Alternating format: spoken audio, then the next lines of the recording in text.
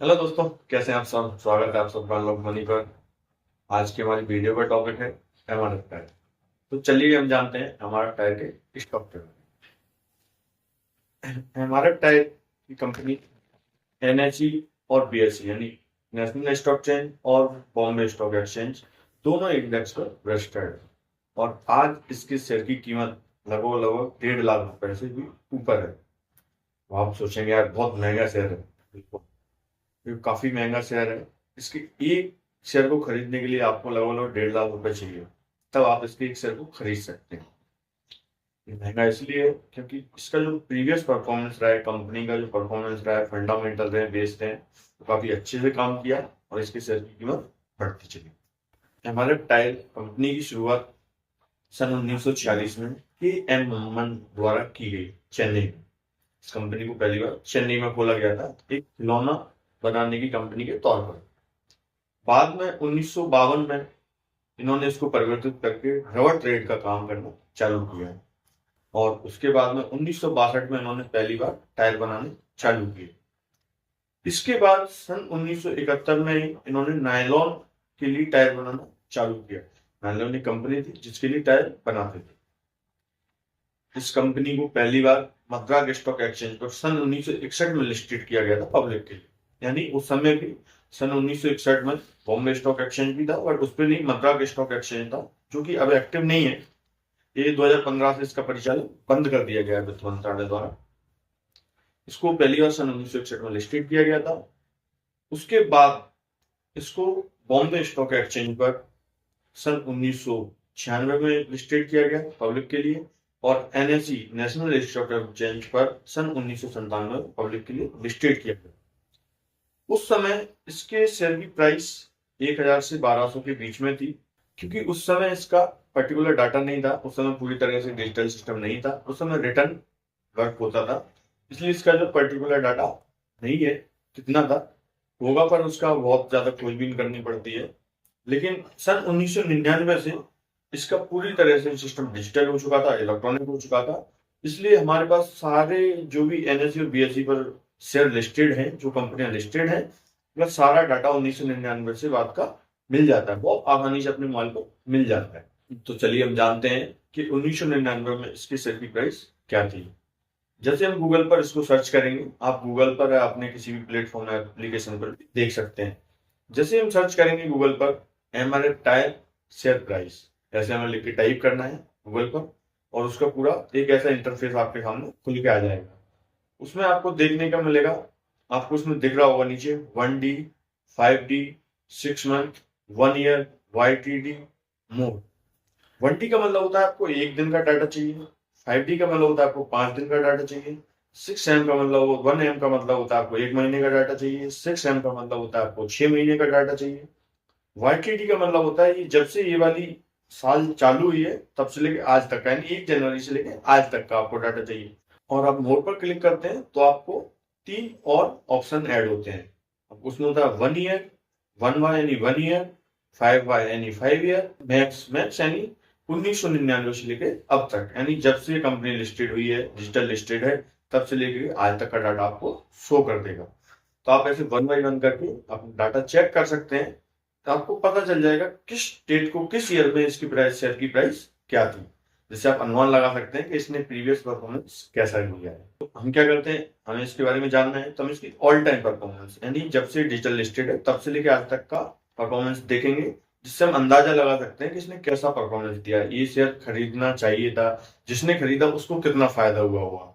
तो जैसे आप इस पे सर्च करेंगे, मैक्स पे आप क्लिक करेंगे, तो एक ऐसा इंटरफेस पूरा आपके सामने खुल जाएगा 1999 से लेके अब तक का।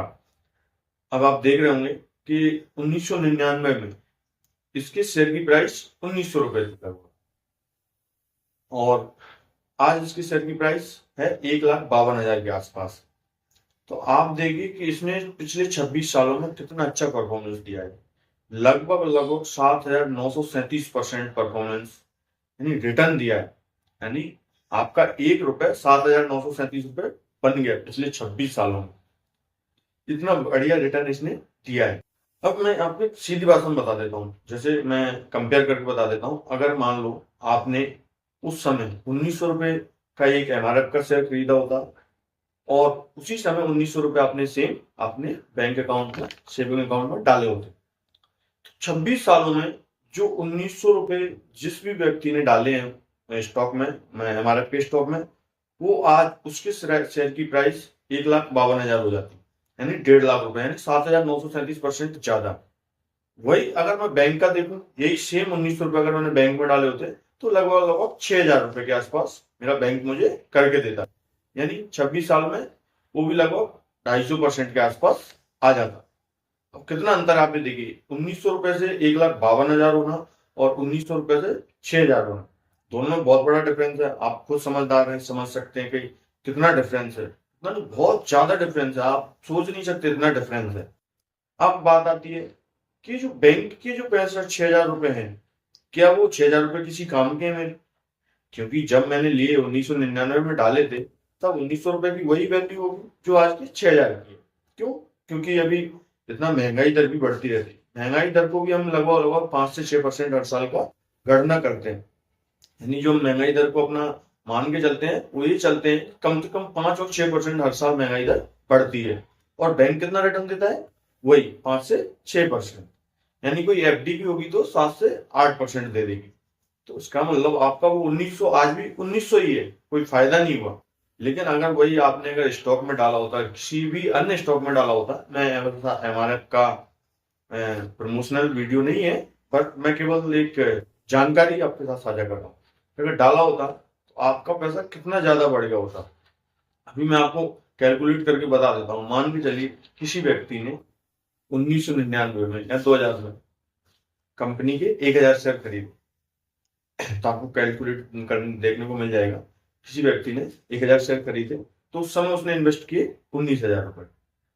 अभी 26 साल बाद, चलो आज ही मान लेते हैं, और अगर मुझे आज वो शेयर बेचना है, जैसे आपने या मैंने खरीदे, अगर उसको वो 1,000 शेयर बेचने हैं, तो आप सोचिए वो कितने का हो रहा है। देखिए मैं आपको एक छोटी सी कैलकुलेशन और बता देता हूँ ताकि आपको और अच्छे से समझ में आए। मान लीजिए सन 1999 में आपने या मैंने या मेरे पापा ने या आपके किसी ने भी इसके 100 शेयर खरीदे होते। 100 शेयर लगभग लगभग उस समय 1,90,000, यानी 2 लाख हम मान के चलते हैं राउंड फिगर में। अगर 2 लाख रुपए इसमें इन्वेस्ट किए होते तो आज वही 2 लाख रुपए आप सोचिए कितना बन सकता था।